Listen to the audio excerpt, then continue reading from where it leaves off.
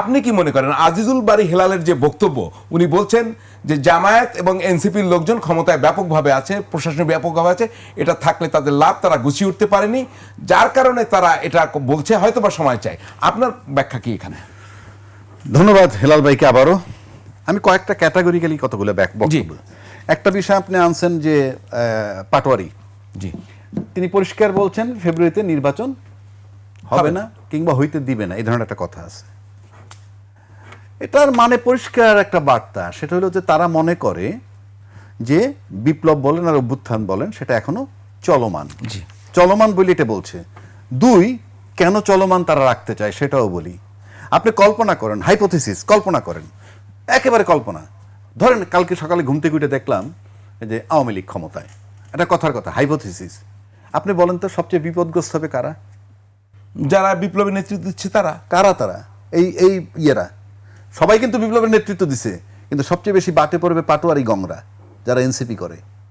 কথাটা বোঝার চেষ্টা করেন। যেহেতু তারা সবচেয়ে বেশি বিপদগ্রস্ত, তাই তারা চাইবে না যে যেন তেন একটা নির্বাচন হোক, এক নম্বর।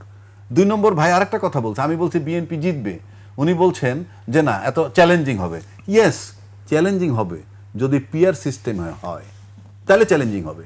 কারণ পিয়ার সিস্টেমে কি হয় যে আপনি জানেন, এত ব্যাখ্যার দরকার নাই, একটা শক্ত বিরোধী দল হবে এবং সরকার নড়ে বড়ে হয়, কিন্তু ওইটা তখন চ্যালেঞ্জিং হবে। এইবার আসেন, আরেকটা কথা বলা হয়েছে যে জামাত ইউনুস সাহেব নিরপেক্ষতা হারিয়েছেন, এটা জামাত বলছে। মির্জা আব্বাস সাহেব বলছেন নির্বাচন চায় না একটা মাত্র লোক, সে হলো ইউনুস। তাহলে যে লোকটা নিরপেক্ষতা হারিয়েছে সে হলো ইউনুস, যিনি নির্বাচন চান না তিনি হলেন ইউনুস।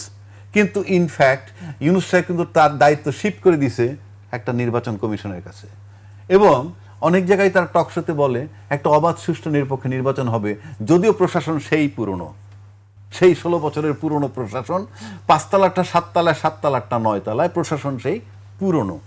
এক। দুই, যদি সেই পুরনো প্রশাসন নিরপেক্ষ নির্বাচন দিতেই পারে, তাহলে বিগত নির্বাচনগুলোয় গেলেন না কেন? বলবেন যে সেই নির্বাচনগুলো দলীয় হয়েছে, এখনো তো ইউনুস সাহেব দলীয়। তা আমার কাছে এখন প্রথম মনে হয়, যেহেতু নির্বাচনের দায়িত্ব শিফট করে দিয়ে দিচ্ছে নির্বাচন কমিশনকে, তাহলে জামাতের তাহের সাহেব বলেন, বিএনপির তারা বলেন, এদের উচিত নৈতিক দায়িত্ব আপনি ইউনুস সাহেব চলে যান। এবং আমি মনে করি ইউনুস সাহেবের চলে যাওয়াই এখন উচিত ওই হিসাবে, কারণ নির্বাচন তো নির্বাচন কমিশন করবে। কারণ ইতিমধ্যে আমরা যে সিমটম পাইছি তাতে নির্বাচন কতটুকু হবে, কিভাবে হবে, আমি তো আস্থা আনার কোনো জায়গা পাই না। তো ইউনুস সাহেব চলে গেলে সরকার চালাবে কারা? দরকার নাই, নির্বাচন কমিশন নির্বাচন দিবে না। আমি এটা হাইপোথিসিস বলছি, আমি বলছি না যে আপনি চলে যান।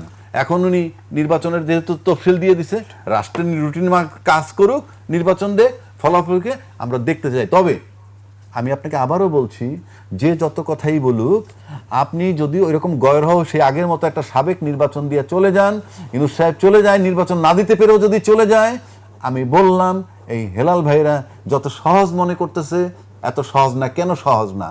এই যে নাসিরউদ্দিন পাটোয়ারি বলতেছে যেই লোকগুলো ওপেন হয়ে গেছে, সেই সারজিস আলম বলেন, হাসনাত আবদুল্লাহ বলেন, এদের রোল শেষ, এদের রোল আর নাই। কেন নাই? বিপ্লবের শক্তি শুধুই তারা ছিল না। ওয়ান্স দে আর আইডেন্টিফাইড, তারা এখন আর বিপ্লবের শক্তি নাও থাকতে পারে, কিন্তু যারা পিছনে আছে তারা আজও চলমান। কেন বলছি এটা? যদি বলি, আমি জানি না সময় আছে কিনা, শেষ করে দিচ্ছি।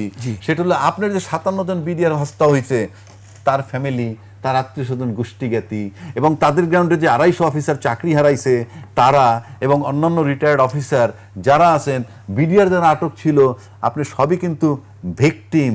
যার সন্তান গেছে সে বুঝে।